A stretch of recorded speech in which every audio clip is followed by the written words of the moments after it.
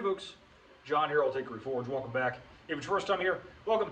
So, what's going on today? I'm out here in the workshop, and we're going to build a sword forge. The term sword forge is kind of a misnomer because you can forge a sword in a little single burner forge and all that, but to do the heat treat, you need a way to get a consistent heat over the entirety of the blade. And if you watch my Irish ring hilt sword series, yes, I do still have this sword. I'm going to finish it one day, I promise. But if you watch that, I used my old 3-burner Venturi atmospheric gas forge to do the heat treat on that blade by painting the heat back and forth. And I told myself, before I made another sword, I'm going to go ahead and invest some time into building a proper sword forge. So let's get started. So what we got here to start with is an old 40-pound propane tank. It's about 2 feet long, so we should be able to get a pretty long chamber out of that. First thing I've done is go ahead and run it till it's empty. And a lot of these newer ones, you have this little overfill protection valve, I think it is on the side. But you can just loosen that and bleed out the remaining gas in the tank. So I'm just going to let that go until it's done. I'm doing this outdoors, obviously, also away from any ignition sources. Alrighty, so it took a couple hours, which is actually longer than I thought it would take. Because like I said, I ran this tank until it wouldn't run anymore. So I thought it was pretty empty. But it took quite a while to bleed whatever would come out of that valve out. Next thing we got to do to make sure the tank is completely empty is purge it. So we got to remove this valve and then fill it with water to drive out any gas. So we need to cut off this handle right here, but really ain't nothing to it. To get the valve off, cutting off the handle is going to make your life a lot easier. I'm going to use a grinder to do that. The reason I mention that is years and years ago, I made another forge building video where I used a small propane tank to make a forge as a gift for my dad. And there were quite a few people in the comments who were horrified at the fact that I was using a grinder to cut off the handle. They said things like, oh my God, if you slip and cut into the tank, it could have exploded and this and that and blah, blah, blah. My answer to that is if you cannot cut this off without cutting into the tank using a grinder, 1, you got no business using a grinder, and 2, you got no business building the forge. So go back to Metal Shop and learn what's what. Another common grievance people aired in the comments was, where's the guard for that grinder? And the answer is, I don't know because I threw it away.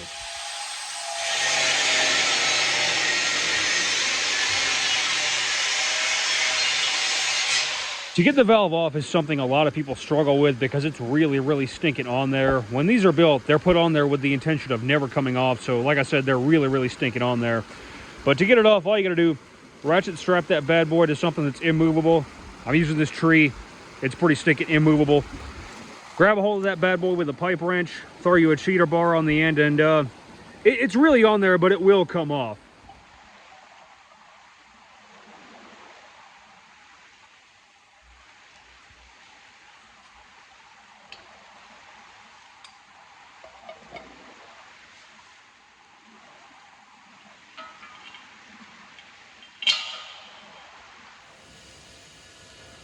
Last step before the tank is safe to cut into is to fill it with water.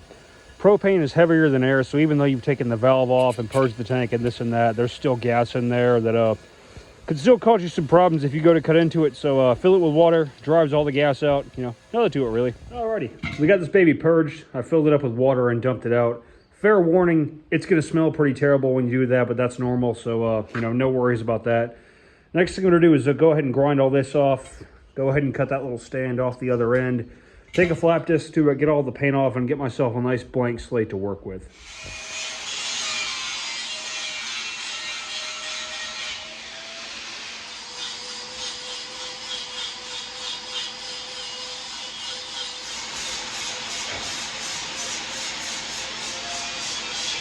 Alrighty, first thing I've done is go ahead and make a base for the forge. Reason for that is I want it to be nice and stable when I map out where the chambers are going to be. I want a basic 5-inch by 5-inch square chamber, you know, because this is just going to be used for heat treating swords. I'm not too worried about having lots of maneuver space in there and whatnot. But if you try to do it before you build the base and you try to brace the sides and you map out your squares and you cut them out, you might end up with one square that's like that and one square that's like that, if that makes sense. And that just ain't no good at all. So we got some scrap 3-inch angle iron, some scrap flat bar. Weld that baby up. The forge is going to sit right on top of it. You know, nothing to it really.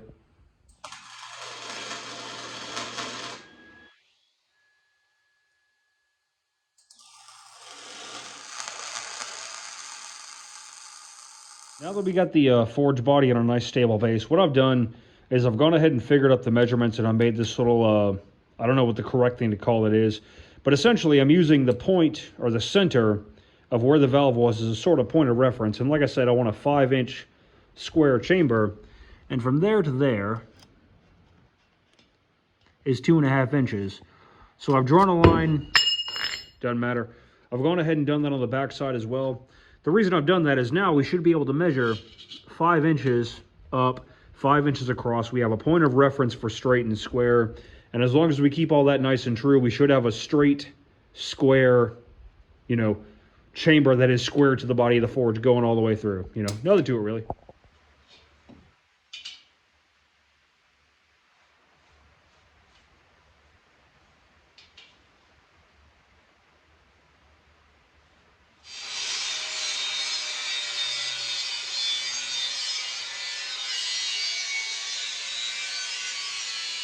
Now with that, we got 2 serviceably straight square holes. You know, nothing to it really. Alrighty, next thing we got to do, now that we've got the chamber established, is go ahead and map out where we're going to put the ribbon burner. I've gone ahead and built a custom 3-inch by 14-inch ribbon burner for this forge. I didn't film that because I already have a video on ribbon burner construction and this and that. But anyway, what I've done, fun fact about these propane tanks, there's usually actually a weld line. It's a bit hard to see because I've ground most of it off, but that marks the center of the tank this away. And to find the center going this away, I've just kind of eyeballed using a measuring tape 6 inches on both sides because the tank is 12 inches in diameter. As well as I've just kind of come down here and eyeballed where the apex of the tank is. It doesn't have to be machinist perfect, it just needs to be serviceable.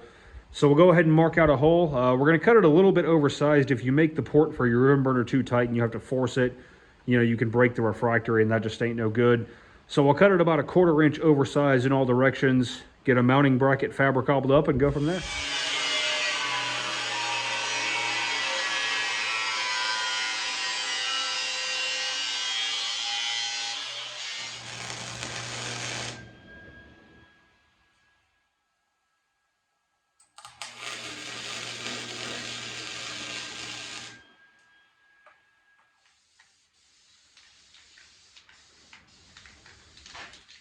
To make the mounting bracket for the ribbon burner, all I've done is take some flat bar, drill some holes and weld some nuts to it so we can put some bolts in there whenever the ribbon burner is installed. We can sink that baby in there, tighten the bolts to secure it, you know.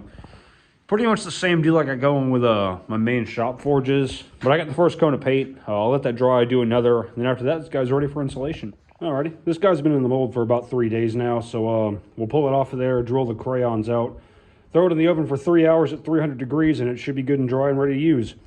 I actually forgot, normally when you cast a ribbon burner, you spray the inside of the mold with WD-40 to help the mold come off later, but I forgot, so we'll see how hard of a time I'm going to have.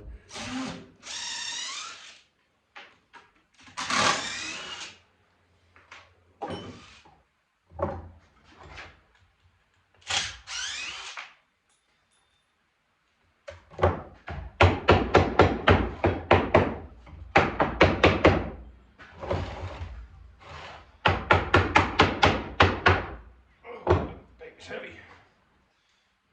The mold actually came right off. That actually kind of surprised me. But it's looking pretty good. I don't see any cracks or anything like that. So next step is to go ahead and drill out the crayons.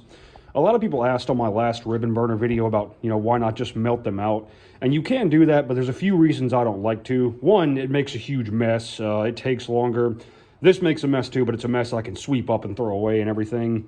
Also, if you look at the shape of the crayon, up here at the point, that's the point that is up inside your plenum, and as you push the plenum into the castable, it rises a little bit, if that makes sense.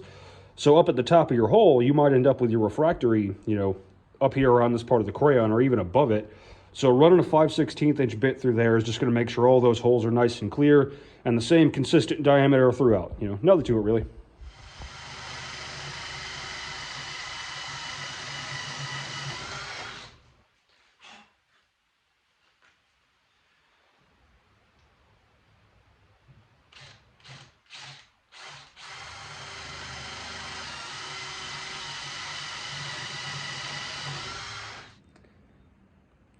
I added some handles to the top to make it a little bit easier to move around and whatnot, but let's insulate this bad boy. So to line the forge, we got our main insulation right here. This is 2600 degree ceramic fiber blanket, number 8 density. Good stuff. and we got our trusty Casto Light 30. That's actually my favorite refractory that I've ever used for lining forges and building burners and whatnot. Just it's really easy to mix, user-friendly. The instructions are simple. You know, nothing to it really. So we'll fill the inside of the forge up with about 2 layers of that, and then we'll just mix up some castable, spread a layer with that to protect the wool, and be good to go. If you're new to forge building and you don't know why it is you need to cover your wool with a castable refractory or refractory cement, the main reason is safety. The fibers that come off of this stuff while you work with it are very, very bad for you to breathe in, so I'm going to be wearing a mask while I cut it and manipulate it and everything. Also, this stuff is not very sturdy. Taking your work in and out of a forge with exposed KO wool is going to damage it very quickly, as well as the flux you use for forge welding. The borax will eat through this stuff very, very quickly. It's almost like, you know, dropping a piece of cotton candy into a bucket of water or something whenever flux touches this. So it needs to be covered. Another common question is, why don't you just cast the entirety of the interior of the forge out of the castable refractory? And you can do that, but that's going to make the forge really freaking heavy, first of all. Also, your castable refractory is much, much denser and acts like much more of a heat sink, so it takes longer to heat up. If you cast the entirety of the forge out of the castable, it's going to be a huge gas hog. It could take a very, very long time for it to come up to working temps, and it's not going to hold the heat as well. So you just got to kind of find that happy balance. You want your main insulator, most of the interior space you want to insulate, to be taken up with your wool. And then you really only need about a 1/4 inch, 1/2 inch of castable over that to protect it, and you're good to go.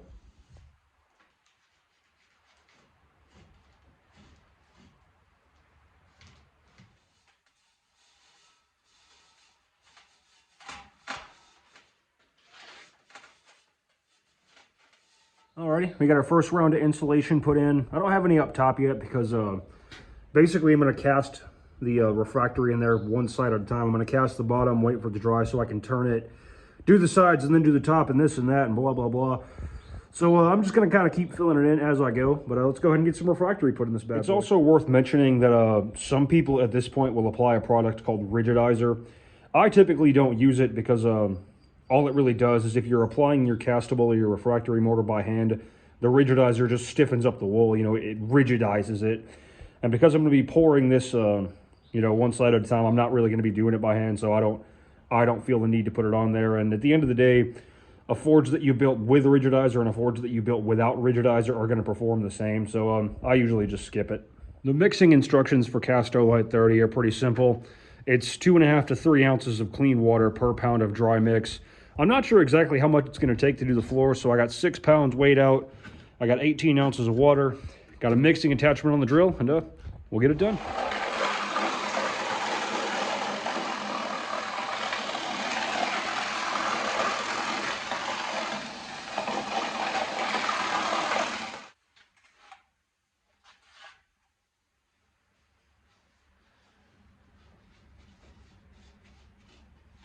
Alrighty. First side's done. It ended up taking about 6.5 pounds of refractory to do the whole floor. So we'll let that sit up until it's you know, a little bit more rigid to where we can turn the forge and everything without worrying about it falling apart. And we'll do the sides, get the ribbon burner installed, and then we'll do the roof, you know the two. Alrighty, we got our ribbon burner out of the oven. Like I said, this thing was cooked for 3 hours at 300 degrees to drive off the moisture and fully cure the refractory. No cracks developed or anything like that, which I'm really happy about. Because I've been told whenever you make them long like this, the chance of cracking is much, much higher because of how the refractory contracts during the curing. But everything's looking pretty good, so let's get this baby installed. I do want to take a second to kind of talk about how great I think ribbon burners are, because it's just pretty cool that I was able to custom build one for such a long forge. And I've seen people build these round, I've seen them build them square. So essentially, any forge design you can dream up, you can build a ribbon burner to accommodate. So I just think they're pretty cool.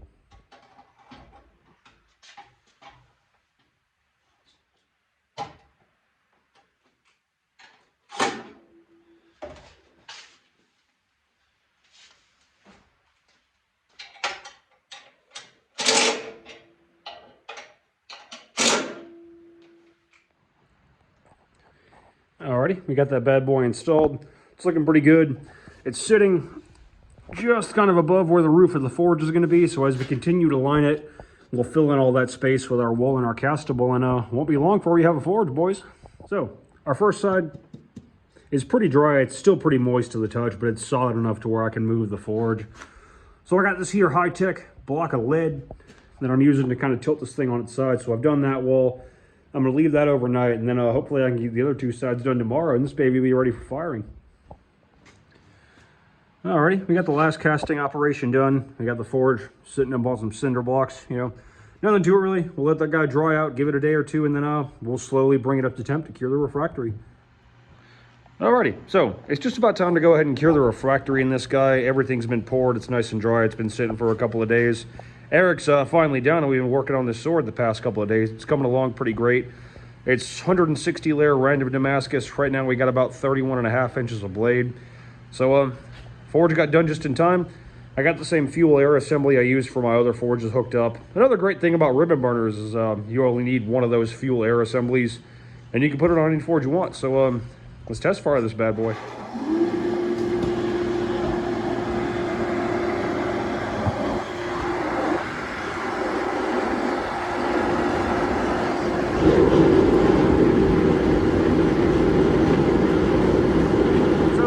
You can kind of see the burners acting up a bit and sputtering, and that's completely normal. All the moisture that's left in the refractory is acting as a heat sink, so it's cooling off a lot faster than it would really like. But the goal here is just to drive out all the residual moisture and get the refractory nice and cured. So we'll just run that for a minute. There will be lots of steam coming out of it. We'll do that a few more times, and then we should be able to bring the forge up to heat and get this blade heat treated. There, you see all that steam starting to come out? That's totally normal whenever you fire the refractory. So, moving right along, getting this refractory cured, we're just firing it up, letting it run for a few minutes, stopping it, and doing that again and again and again. The goal before we actually bring it up to full temp is for the steam to stop coming out. Reason for that is if you fire it too fast, the refractory can crack and fall apart, and that just ain't no good at all. So, it's not something you want to rush. But it's running really, really good. You know, that's a pretty big ribbon burner, and I was a bit concerned about having enough volume of fuel airflow with this 2-inch fuel air assembly, but that's way more than enough. The regulator's running at about 2 or 3 psi right now, and that air gate is nowhere near open, so realistically we could have gone bigger. So this is after a few cycles of just heating it up and letting it cool. There's still a little bit of steam coming out, but nowhere near as much as there was. And it's starting to behave kind of as a forge should and hold the heat really, really well. So all in all, I'd call the build a success, but we got a sword to heat treat. So that's all I got for you. If you like what you saw, like, share, subscribe, all that jazz. There's always more cool stuff coming.